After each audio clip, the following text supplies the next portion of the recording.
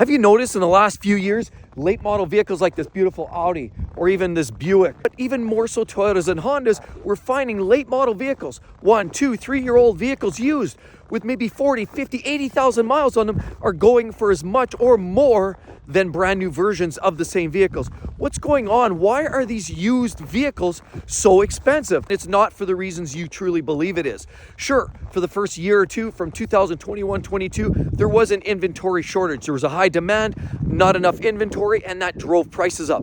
But that was a little hitch in the giddy up. Things are actually not what it seems today, and people are still overpaying for late model used vehicles. Why is this happening? Why are used vehicles so expensive? Many manufacturers have their own very specific reasons why prices are high on the used car market. And we can touch on a few of those manufacturers, but specifically there is an overarching issue. And I want to talk about that here. I want to summarize that, but let's break this down to specific vehicle manufacturers. So right here, firstly, we have a Toyota Tundra. This is a full-size pickup truck that Toyota's been manufacturing for many years.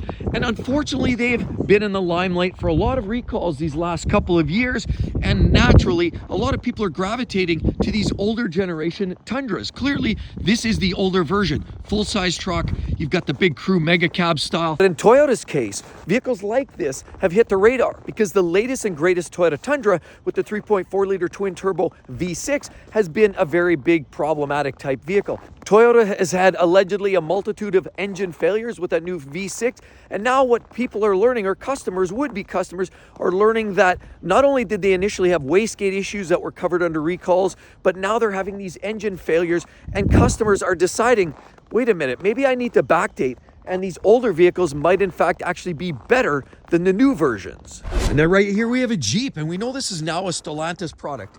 And the problem with that is we've seen increases as much as 60% over the last 5 years in MSRP prices on the sale price of a lot of Jeeps. Unfortunately, that leaves a lot of customers out of the market, where once you could consider buying one of these vehicles, now you can no longer afford a new Jeep. So a lot of people are deciding, instead of buying a 1 or 2, 3-year-old Jeep, because they tend to hold their value anyhow, is just go entirely old school, go anywhere from 10, 15, 20 years of age, because Jeeps are more or less unchanged, other than the fact that the late model versions, you can get a plug-in hybrid version.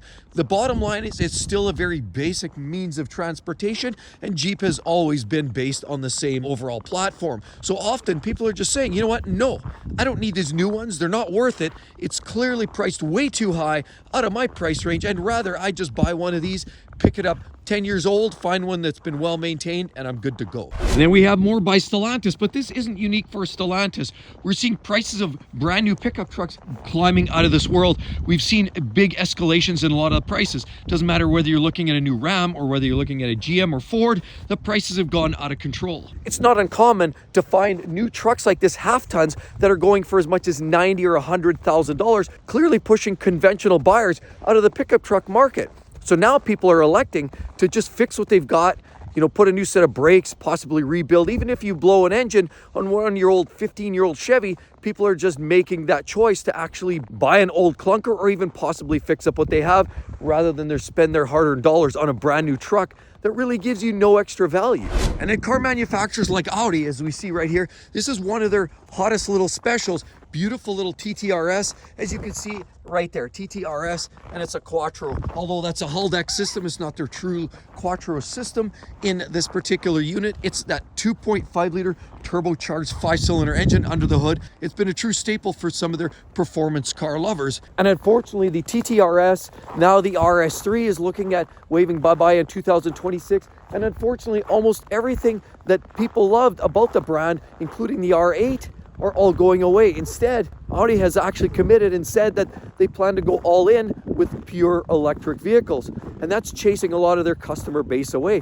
People that conventionally enjoyed the brand for some great performance drivetrains. Soon, in a couple of quick years, in this current trajectory, it looks like Audi plans to totally transform and get rid of their ICEs, which clearly chasing a lot of their core clientele away. Here we have a little Volkswagen, and sadly, we're hearing that this brand from the VAG group, the Volkswagen, is becoming less and less popular, to the fact that a lot of these vehicles are not selling anymore. And things are so dire in Volkswagen land that they're talking about closing 3 or more factories. On top of it, tens of thousands of workers might be waving bye-bye to their jobs simply because they put too much in, invested way too much in an electrified market, and instead their ICE vehicles are taking a back seat. Only another stick in the eye for a lot of the consumers that traditionally loved more of a traditionalist, basic, reliable mode of transportation. They're saying bye-bye, instead replacing it with a very convoluted, expensive, complex drivetrain system, and going pure electric vehicle means that they're looking for an entirely new clientele. And even Volkswagen's full-size Atlas has been scaled back. They're now only providing a turbo 4-cylinder engine under the hood. That's right, a derivative of the EA 888 engine, and it only makes about 250 horsepower. I personally have driven one of these, and they can't even get out of their own way. It's way too much vehicle to be putting in a small turbo 4-cylinder engine, and naturally, more customers are walking away from the brand. And virtually every other manufacturer is transitioning their fleet into something that looks more like hybrid or electric vehicles. And what does that bring to the table? That brings a very complex drive system. That brings vehicles that are expensive to maintain, expensive to operate, and highly complex. I mean, where once you could actually fix your car. If you owned your car outside of warranty, you had a hope to even possibly doing some of the work yourself. See, that's the problem. These late model vehicles are the last of a dying breed, and that's a big reason why some of these used vehicles have been going up in value. Try to find yourself a 2012 or 13 Honda Civic with the old school torque converter automatic transmission or manual gearbox, 1.8 liter 4-cylinder engine, and of course a timing chain. Minimal muss, minimal fuss, super easy to fix, cheap to own and operate, but not all can be said in the same way about any modern day vehicle. Whether it's even Honda or any other vehicle, they're all creating these complex systems. CVT, continuously variable transmission, are very prone to fail. I mean, just ask Honda, or even ask the likes of Nissan over here, who've had nothing but troubles with their CVT transmissions. Then on top of it, you add hybrid systems, you have a whole host of other technology, turbocharging, direct injection, and now you have a recipe for a disaster. Highly complex vehicles that are strictly serviceable only by the dealer in many cases, expensive batteries, technology, and equipment on board. That means these vehicles are almost impossible to own outside of warranty unless you have an extremely large bankroll. So a big part of the brand new market and the reason they're selling at all is because they're being heavily incentivized. There's always those people out there that want a vehicle that's loaded with technology. They want the big screens, they want the latest and greatest. But a lot of those people are just like the same type of people that are looking to buy a new cell phone. They want the latest iPhone and all the gadgets that go with it. But the reality is there are also people that are backdating those as well. So what we're finding is a lot of people are realizing that they don't have the money, the funds, or even if they do, they find it hard to put their money into something that once yesterday was a V6 and today might be a turbo 4 with a little hybrid assist as well. Instead of having the older V8, now they're getting a twin turbo V6, as well as having pure electric vehicles now where once they might have a nice little turbo 4 or even a 4-cylinder naturally aspirated drivetrain. A lot of the whole market is changing, it's shifting. It's becoming one which is loaded with technology.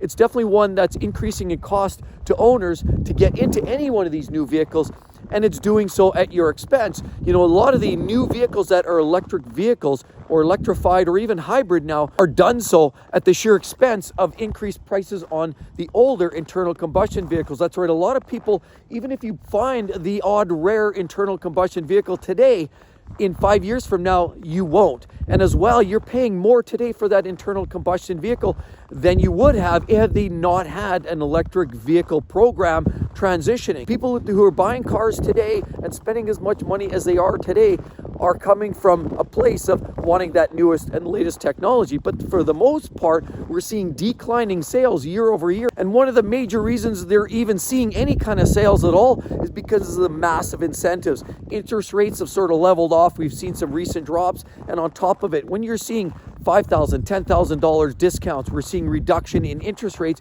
That's enough for some people who are teetering to get them in the door. But the reality is there's a whole new wave of people saying, you know what, I've had it with these high prices. I also can't afford these vehicles, or more importantly, what am I going to do in 5 years when the warranty's gone? I'm not sure. And they start thinking about it and they realize, you know what, maybe I want last generation vehicle. Remember, the old Toyota Tundra, the V8 is much more reliable now so far than the new twin turbo V6. So people are making a decision, maybe I'll buy the 5-year-old version instead of the brand new version. Unfortunately, 2- and 3-year-old vehicles are still holding price. But as you go older and older, you're finally getting to a space where you're getting simpler, more reliable vehicles, and doing so at a very affordable price. So there's clearly a shift in the guard, and people are making this conscious decision to drive what they have. More and more people every single day. And sure, what makes the world go round is sales. It's a commodity, whether it's a car, a phone, food, it's all a commodity. It's made for the consumer. But less and less consumers are able to afford the high prices on a lot of these vehicles, and clearly are making different decisions as well. So definitely check out that video. You're going to want to see that, because that's why I personally made a choice that I did, and I want to talk about it from a perspective of a vehicle owner and why I decided to drive my old pickup truck. Hope to see each and every one in the next one. See you real soon. Bye-bye.